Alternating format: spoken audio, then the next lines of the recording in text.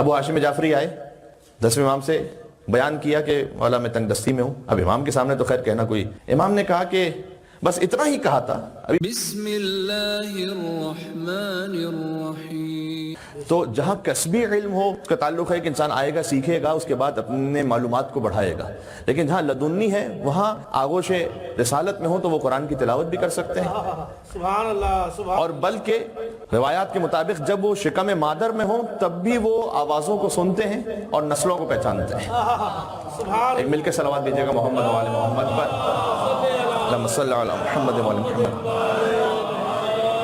یہ سارا خلاصہ ہے امامت امام علی نقی علیہ السلام کا, کہ جن کی امامت کا آغاز 6 برس کے سن میں ہو چکا ہے. آپ یہ مظلومیت دیکھیے گا ائمہ علیہ السلام کی کہ 9 برس یعنی 9ویں امام, 10ویں امام, 11ویں امام. امام جواد علیہ السلام, امام ہادی علیہ السلام جنہیں ہم امام علی نقی علیہ السلام کے لقب سے واقف ہیں, ہمارے مومنین زیادہ تر عراق اور ایران میں امام ہادی علیہ السلام کے لقب سے معروف ہیں زیادہ. تو امام جواد علیہ السلام, امام ہادی علیہ السلام اور امام حسن عسکری علیہ السلام, ان 3 ائمہ کی کل مدت حیات ظاہری وہ مل کے 100 سال بھی نہیں بنتی. یہ ظلم ہے یا نہیں ہے؟ امام جواد علیہ السلام کی شہادت ہے 25 سال کے سن میں, امام علی نقی علیہ السلام کی شہادت ہے 42 سال کے سن میں, امام حسن عسکری علیہ السلام کی شہادت ہے 28 سال کے سن میں. اس کو کیلکولیٹ کر لیجئے گا, یہ 95 برس بنتے, 100 بھی پورے نہیں بنتے. 3 ائمہ کا زمانہ جنہیں اللہ نے اپنی جانب سے خاص وہ جو حجت اللہ ناطق ہو, ہدایت کے لیے بھیجا ہو. اتنی بے قدری کی انسانوں نے کہ 3 ائمہ کا مکمل زمانہ, میں منصب امامت پر فائز ہونے کے بعد کے زمانے کی بات نہیں کر رہا ہوں, میں مکمل حیات کی بات کر رہا ہوں, وہ 95 برس سے زیادہ نہیں ہے. اور ان میں امام علی نقی علیہ السلام شامل ہیں. امام کا جو بہت بنیادی ترین کام ہے وہ ہے معاشرے کی تربیت کرنا. لیکن میرے پاس میں نے عرض کیا کہ 15-17 منٹ ہے فقط. امام کا جو بنیادی ترین کام ہے وہ ہے کہ معاشرے کو کمال تک لے جائے. اس کمال تک پہنچانے کے لیے امام ہادی علیہ السلام کی جانب سے 2 نایاب تحفے ہم تک پہنچے ہیں. ایک ہے زیارت جامع کبیرہ اور دوسرا روز عید غدیر زیارت امیر المومنین علی بن ابی طالب علیہ السلام.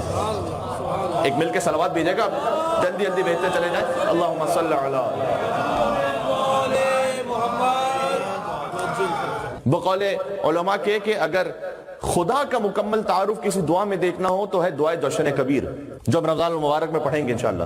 شب قدر میں پڑھنے کی تاکید ہے, لیکن ساتھ میں شب پہلی رمضان المبارک میں بھی پڑھنے کی خاص تاکید ہے, جسے مومنین مس کر دیتے ہیں. ہو سکتا ہے کہ شب پہلی رمضان میں آپ کی خدمت میں حاضر نہ ہوں, تو آپ ابھی سے ذہن میں رکھیے گا, فقط شب قدر میں سے نہیں پڑھنا, شب 19, شب 21, شب 23, بلکہ شب پہلی رمضان المبارک تو خاص تاکید ہے دعائے جوشن کبیر پڑھ کر رمضان المبارک کا آغاز کیا جائے. تو خدا متعال کا ایک طرح سے وہ تعارف کہ جو ہم تک پہنچ سکے, مکمل خدا کے 100 نام, معذرت 1000 نام 1000 صفات کے ساتھ, وہ دعائے جوشن کبیر. محمد اور آل محمد کا مکمل تعارف کس مقام پر ہے؟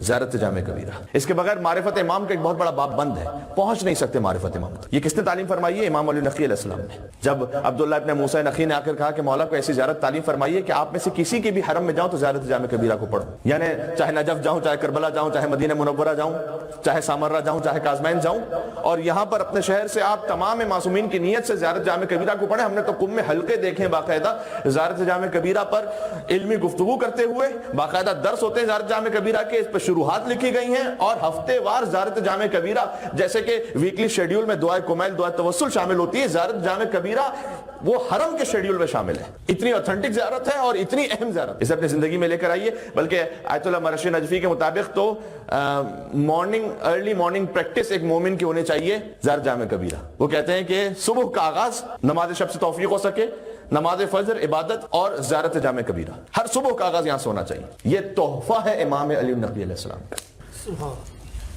روز عید غدیر زیارت امیر المومنین جا کر پڑھیے گا. تقریباً 30 سے زیادہ آیات امام علی نقی علیہ السلام نے زیارت میں بیان کی. معمولاً زیارت میں آیات اس طرح سے نہیں ہوتی. آیات کے ذریعے سے بار بار ثابت کیا کہ میرے جد علی کے لیے یہ آیت نازل ہوئی, لہٰذا وہ خلیفہ بلا فصل تھے. سبحان اللہ. اچھا, یہ بھی جب امام کو مدینہ سے سامرہ لے جا رہے تھے, دیکھیں آپ جانتے ہیں کہ جس امام کی شہادت کی مجلس ہوتی ہے انہیں امام پر گفتگو کرتے ہیں. جب امام کو سامرہ لے جا رہے تھے مدینہ سے, تو ایک تو یہ کہ اہل مدینہ جمع ہو گئے تھے بہت بڑی تعداد میں, کیونکہ وہ جانتے تھے کہ جو امام مدینہ سے گیا وہ واپس نہیں پلٹا, چاہے وہ امیر المومنین علی بن ابی طالب علیہ السلام, آقا امام حسین علیہ السلام ہو, امام کاظم علیہ السلام ہو. ان کی نگاہ میں یہ تمام ائمہ گزر چکے ہیں کہ جو ایک دفعہ مدینہ سے لے جایا گیا وہ واپس نہیں پلٹا. لہٰذا امام علی نقی علیہ السلام کے ارد گرد ایک کثیر تعداد میں مومنین جمع تھے. لیکن بہرحال مصلحت الہی تھی, متوکل کا ایک لشکر بھی آیا تھا لینے کے لیے, اور امام کو ظاہری طور پر بالجبر کہا کہ نہیں آپ کو سامراں تو چلنا پڑے گا. ان مع العسر یسرا، ہر مشکل کے ساتھ کوئی آسانی بھی ہوتی ہے. یہ اپنی زندگیوں میں ہمت نہ ہاریں. میں فراموش نہ کرتا ہوں، لہٰذا میں آپ کو ابھی امام علی نقی علیہ السلام ہی کا یہ فقرہ بھی سنا دوں. ابو ہاشم جعفری کا نام آپ نے سنا ہے. یہ وہی صحابی ہیں کہ جب امام حسن عسکری کی خدمت میں بیٹھے ہوئے تھے تو ایک شخص نے ہندی زبان میں بات کرنا شروع کی، اور ابو ہاشم جعفری کو تعجب ہوا کہ امام تو کبھی ہندوستان گئے نہیں تو ہندی زبان میں کیسے بات کر رہے ہیں. تو امام نے ایک کنکری لی اور اس پہ اپنا لعاب دہن مس کیا اور کہا اسے چوس لو. اور ابو ہاشم جعفری کہتے ہیں جیسے لعاب امامت مجھ میں منتقل ہوا تو میں نے محسوس کیا کہ میں 72 زبانوں کا جاننے والا ہوں. سبحان اللہ، واہ واہ، اب آپ خود ہی سالو ہیں میرے ساتھ، آپ یا نہیں ہیں؟ ماشاءاللہ. ابو ہاشم جعفری ہیں حضرت جعفر طیار امیر المومنین کے برادر، ان کی اولاد میں سے، اس خاطر جعفری انہیں کہا جاتا ہے. ٹھیک ہے، تو جعفر طیار کی اولاد میں سے، اور انہوں نے 4 ائمہ کے زمانہ اس طرح سے درک کیا کہ 4 ائمہ کے صحابی ہیں. یہ داؤد ابن قاسم ان کا اصل نام ہے. امام رضا علیہ السلام، امام جواد علیہ السلام، امام ہادی علیہ السلام اور امام حسن عسکری علیہ السلام کے صحابی ہیں. ابو ہاشم جعفری بہت بڑا مقام ہے ان کا. وقت نہیں میرے پاس کہ ہم اس تفصیل میں جا سکیں. کثرت کے ساتھ فقہ پر، تفسیر پر، کلام پر احادیث موجود ہیں ابو ہاشم جعفری کے، امام کے قریبی ترین چاہنے والوں میں سے. بہرحال ایک مرتبہ بہت سختی میں آ گئے. شیخ صدوق نے اعمال صدوق میں سے لکھا ہے ان مع العسر یسرا پہ بات شروع ہوئی کہ ہر مشکل کے ساتھ ایک آسانی بھی ہے. تو بہت فائنینشلی بہت مشکل میں آ گئے. پہنچے امام علی نقی علیہ السلام کے پاس. اب امام علی نقی علیہ السلام کے پاس پہنچے تو زبان پر بہرحال چاہے کتنے ہی با فضیلت ہوں، معصوم تو فقط 14 ہے نا اس میں، تو زبان پر ایک جملہ ایسا آ گیا کہ جس میں شکوہ موجود تھا. لیکن دعا ضرور کرنی چاہیے لیکن شکوہ کرنا مناسب نہیں ہے. اس میں بڑی تھن لائن ہے. بلکہ میں آپ سرچ کروں، فقر و غربت میں اضافے کے اسباب میں سے ایک سبب یہ بیان کیا گیا ہے کہ انسان اپنی غربت کا ذکر ہر انسان کے سامنے کرتا رہے. بعض لوگوں کا طریقہ ہوتا ہے کسی حال میں خوش نہیں ہوتے، بلکہ ایگزیجوریٹ بھی تھوڑا سا کر دیتے ہیں کہ تھوڑی سمپتھیز کو حاصل کرنے کے لیے. تو ہر ایک سے کہیں گے حالات بڑے خراب ہیں، بہت مشکل میں ہوں، دعا کرنا. جو ہر ایک سے یہ کہتا پھرتا ہے نا کہ میں بہت مشکل میں ہوں، حدیث میں آیا ہے کہ غربت کے اسباب میں سے ایک سبب یہ ہے کہ تم اپنی غربت کو انسانوں کے سامنے بیان کرو. کیوں بیان کرتے ہو ان کے سامنے؟ مشیت الہی نا، کوشش کرو اور اللہ کے سامنے بیان کرو. سبحان اللہ. بات واضح ہو رہی ہے. یہ زندگی گزارنے کا بڑا ایک اہم اصول ہے. ہاں، جس سے آپ کوئی مشورہ لینا چاہیں، کبھی کوئی فائنینشلی کسی معاملے میں ہیلپ لینا چاہیں، وہ ایک کا دکھ افراد ہوتے ہیں، ان کے ساتھ بات کرنے کا الگ معاملہ ہوتا ہے. لیکن ہر اٹھنے بیٹھنے والے سے ہر محفل میں ذکر کسی طرح سے اشارتاً کرنا شروع کر دینا کہ جناب میں آج مشکل میں ہوں، حالات بہت خراب ہیں، یہ خود غربت کا سبب ہے. ابو ہاشم جعفری آئے، 10ویں امام سے بیان کیا کہ مولا میں تنگ دستی میں ہوں. اب امام کے سامنے تو خیر کہنا کوئی غلط بات نہیں، لیکن چونکہ شکوہ زبان پر آ گیا، امام نے کہا کہ بس اتنا ہی کہا تھا. ابھی بات آغاز کیا تھا. امام نے کہا کہ کیا تم نہیں چاہتے کہ تم نعمتوں کا شکر ادا کرو جو اللہ نے تمہیں عطا کی ہے؟ سبحان اللہ، سبحان اللہ، سبحان اللہ. ارے یہ سوچنے لگے کہ داؤد ابن قاسم ان کا نام ہے، کہ سوچنے لگے کہ اللہ نے مجھے نعمتیں عطا کی، کون سی نعمت ہے؟ امام نے کہا سب سے پہلے تو یہ عافیت اور سلامتی جو اللہ نے تیرے بدن میں عنایت فرمائی ہے. آج ہم 1400 برس بعد محسوس کرتے ہیں کہ یہ ہیلتھ کتنی بڑی نعمت ہے. بڑے بڑے ملینرز ہوتے ہیں، پتہ نہیں ملینز خرچ کرتے ہیں ایک اچھی نیند کے لیے. امام نے کہا کہ یہ جو سلامتی اللہ نے تجھے عطا کی ہے، کیا اس بات کا تقاضا نہیں کرتی کہ تو شکر کرے؟ میں آپ کے سامنے ایک دعا بھی بتاتا ہوں. کتنا کمپلیٹ دین ہے ہمارا. جب رفع حاجت کے لیے واش روم جائیں، باہر نکلیں، اس میں بھی ایک دعا ہے. باہر نکلو اور دعا پڑھو. وہ دعا کون سی ہے؟ من لا یعز الفقیر، جلد نمبر 1 میں شیخ صدوق نے سے لکھا ہے. دعا ہے الحمدللہ الذی اخرج عنی عذاب، حمد اس پروردگار کی کہ جس نے میرے جسم سے وہ کہ جو میرے جسم کے لیے تکلیف دہ ہو سکتا تھا اسے خارج کر دیا. وَأَبْقَى فِيَّ قُوَّتَهُ، اور جو کچھ اس کھانے میں میرے لیے مفید تھا وہ میرے جسم میں باقی رکھا. ہے میرے ساتھ آپ یا نہیں ہے؟ مل کے صلوات بھیجے محمد و آل محمد پر.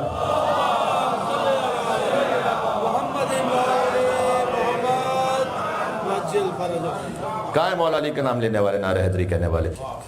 جی امام نے کہا کہ یہ جو تیرے بدن میں اللہ نے سلامتی عطا کی یہ نعمت نہیں ہے. وہ شکوہ کرنے آئے تھے نا. کہا پہلی نعمت ہے سلامتی، دوسرا فرمایا ایمان. سبحان اللہ، ایمان سے بڑھ کے کوئی نعمت ہے؟ کتنے ہیں اس وقت جہاں میں کہ جو اس ایمان کی نعمت سے محروم ہیں. میرے خیال میں شاید 2 یا 3% ہوں گے جو واقعا حقیقی ایمان پر ہیں. اور ان میں سے کم یہ کہ محبت کی حد تک اور ان ائمہ پر یقین کی حد تک اللہ سبحانہ و تعالیٰ نے ہمیں یہ نعمت عطا فرمائی ہے کہ جب لوگ دنیا داری میں لگے ہوئے، آپ شب 3 رجب المرجب امام علی نقی علیہ السلام کی شہادت کے موقع پر فرش عذاب میں موجود ہیں. یہ نعمت نہیں. آپ سوچ لیجیے گا کہ شہر کی آبادی کتنی ہے، اس میں سے کتنے فیصد لوگوں کو توفیق عطا ہوئی کہ انہیں یہ پتا بھی ہو کہ آج ایک حجت خدا کی شہادت ہے. ان میں سے آپ شامل ہیں. کیا آپ چنے ہوئے نہیں ہیں؟ کیا آپ منتخب شدہ نہیں ہیں اللہ سبحانہ و تعالیٰ کے؟ سبحان اللہ سبحان اللہ سبحان اللہ. جتنے بھی نقوی سادات ہیں بالخصوص میں ان سے گزارش کروں گا، آج ان کے جد کی شہادت کی شب ہے. اور پھر فرمایا قناعت. تیسری نعمت اللہ نے تجھے قناعت بھی تو عطا کی. جو کچھ اللہ نے دیا اس پر راضی رہنے کی توفیق. ہر مشکل کے ساتھ ایک آسانی ہے، اسے ذہن میں رکھیے گا.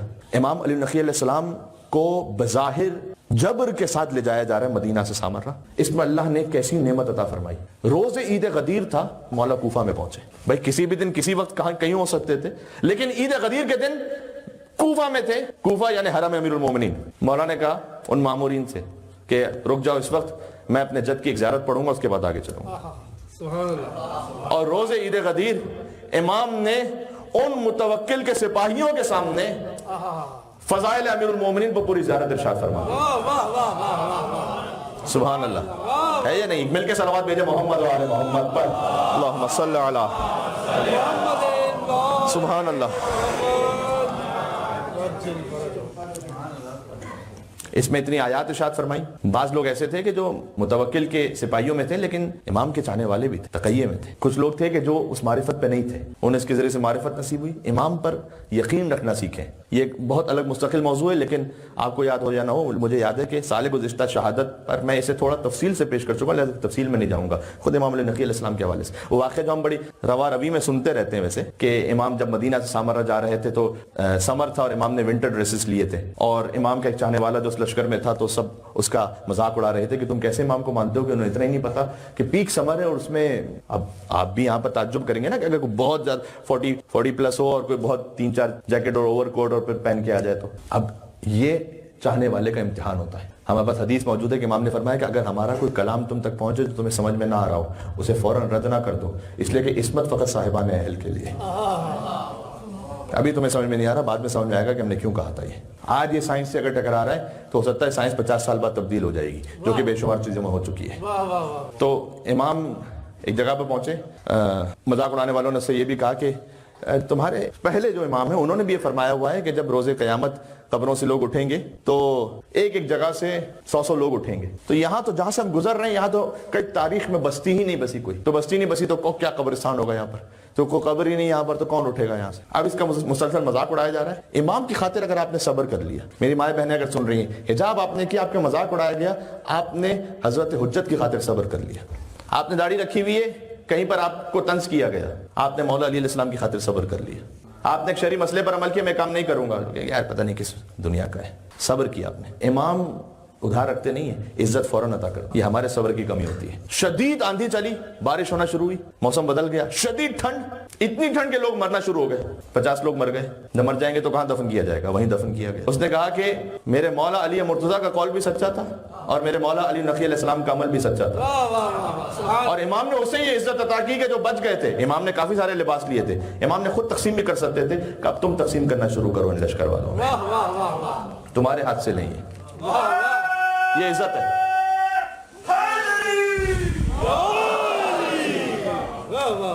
باتیں ایک تو بہت اہم نکتے تھے لیکن مجھے بات ختم کرنی ہے. آیت اللہ وحید خراسانی کی ایک مجلس میں سن رہا تھا جو انہوں نے شہادت امام علی نقی علیہ السلام پر پڑھی ہے، یوٹیوب پہ موجود ہے، انٹرنیٹ پر. اس میں انہوں نے کہا کہ امام کی زیارت کے 2 جملے ایسے ہیں کہ ان کی بات کا خلاصہ یہ تھا کہ شیخ توسی سے، ان سے اوپر شیخ مفید سے، شیخ یعقوب کلینی سے، نیچے آتے چلے جائیے علامہ ہلی، علامہ مجلسی اور آج تک کے تمام مراجع کہتے محو حیرت ہے کہ اس جملے کی گہرائی کیا ہے. امام علی نقی علیہ السلام کی زیارت ہے، سید ابن طاؤس نے لکھی ہے، اور اس زیارت ہے السلام علیک یا سر اللہ، اے اللہ کے راز آپ، اے اللہ کے راز آپ پر سلام. کہتے اس سے بڑا جملہ یہ السلام علیک یا حق اللہ، اے اللہ کے حق آپ پر سلام ہو، جو اللہ کا حق ہو اس روئے زمین پر. کیا مطلب ہے؟ خدا جانتا ہے. کہتے ہیں ہم تو اتنا سمجھ سکتے ہیں کہ اللہ کا راز جو ان کی زبان سے نکل جائے. متوکل نے ایک مرتبہ کوشش کی تھی، یہ مصائب بھی ہیں اور اس میں امام کی معرفت بھی ہے. متوکل نے ایک مرتبہ کوشش کی تھی کہ امام کی نعوذ باللہ توہین کی جائے. اس نے ارادہ یہ کیا کہ میں سواری پر سوار ہو کے چلوں گا اور امام ان کو پیدل رکھوں گا اور ان کو کہوں گا میرے ساتھ ساتھ چلو. تو متوکل کے دربار میں وہی ایک شخص تھا کہ جو مولا کا محب بھی تھا. اس نے کہا کیسے میں اس سچویشن کو اوائڈ کروں. اس نے کہا کہ ایسا کر لو کہ انہیں الگ سے لے کے نہ چلو، اعلان کر دو کہ میری سواری باہر آئے گی اور مجمع آ جائے، ان میں تم چاہو تو امام علی نقی علیہ السلام، تاکہ وہ چاہتا تھا کہ باقاعدہ پن پوائنٹ نہ ہو جائیں کہ یہ ایک امام ولی نقی ساتھ ساتھ چل رہے ہیں تو ایک مجمع ہوگا بہرحال، لیکن پھر بھی امام کی توہین تھی. وہ چلتا گیا، امام ساتھ ساتھ چلتے رہے. گھر پہ تشریف لائے تو پیشانی مطہر سے پسینہ بہ رہا تھا. وہ آیا، اس کے چہرے پر شرمندگی کے آثار تھے، خفت تھی دل میں. اپنا رومال نکالا، امام کی پیشانی سے صاف کیا. امام نے کہا کہ اس سے جا کر یہ کہہ دینا فَتَمَتَّعُوا ثَلَاثَةَ أَيَّامٍ، 3 دن، یہ سورہ ہود کی آیت ہے، آیت نمبر 65، 3 دن عیش کر لے پھر دیکھ کیا ہوتا ہے. کہتے میں فوراً متوکل کے پاس پہنچا، میں نے کہا کہ یہ اب تیری خیر نہیں ہے، 3 دن تو نکلنا نہیں یہاں سے، اور اس کے باوجود بھی جو انہوں نے کہا وہ ہو کے رہے گا. اس نے کہا رافضیوں کا امام ہے، کیا ہوتا. خیر 3 دن کے لیے کہتا دربار میں بند کر لیا متوکل نے اپنے آپ کو. تیسرا دن ختم نہیں ہوا تھا کہ متوکل کا اپنا بیٹا اس کے سامنے آیا اور دربار میں اسے قتل کیا. اس کے بیٹے نے واپس امام کی خدمت میں پہنچا. امام نے اسے انعام و اکرام سے نوازا اور کہا کہ جنت میں تیرے لیے مقام ہے. فقط امام کی پیشانی مطہر سے اس نے صاف کیا تھا. سبحان اللہ. اس کے بعد آیت اللہ وحید خراسانی کہتے ہیں کہ جو امام کی پیشانی سے پسینے کو صاف کر لے امام اسے یہ مقام عطا فرماتے ہیں. تو جو شہادت کے موقع پر ان کے لیے مجلس اعظم میں فرش اعلیٰ پر پہنچے، سیاہ لباس پہن کر عزاداری میں مصروف ہو، تو امام کیا کچھ نہیں عطا فرمائیں گے اسے. اور یہ ہے سر اللہ، زبان سے نکلا تھا 3 دن، یہ ہو کر رہے گا، جو نکل گیا زبان، یہ اللہ کے راز. عزیزان گرامی مجھے معاف فرمائیے گا، میں مصائب میں مختصر پڑھوں گا، لیکن کوشش کروں گا کہ اعمال لیلۃ الرغائب کے اختتام پر تھوڑے سے مصائب اور پڑھ لوں. امام کو معتز نے زہر دیا، اور یہ جملہ اگر اہل بیت کی زبان پر جاری ہو جائے نا کہ کیا ہم ناقہ صالح سے کم